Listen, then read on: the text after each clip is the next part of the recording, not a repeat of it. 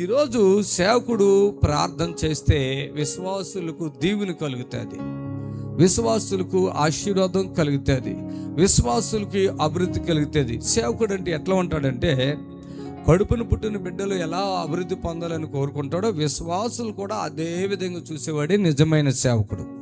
అర్థమైందా? పిల్లలు ఒక రకంగా, విశ్వాసులు ఒక రకంగా చూస్తున్నవాడు నిజమైన సేవకుడు కాదు.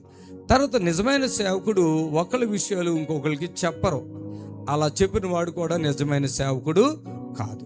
నిజమైన సేవకుడు విశ్వాసుల కొరకు ప్రార్థనలో దేవునికి తెలియపరుస్తూ విశ్వాసుల యొక్క క్షేమము, యోగ క్షేమముల కొరకు కన్నీరు కార్చి ఉపవాసం నుండి చేసేవాడే, ప్రార్థన చేసేవాడే సేవకుడు. ఆమేన్. హల్లెలూయా, హల్లెలూయా.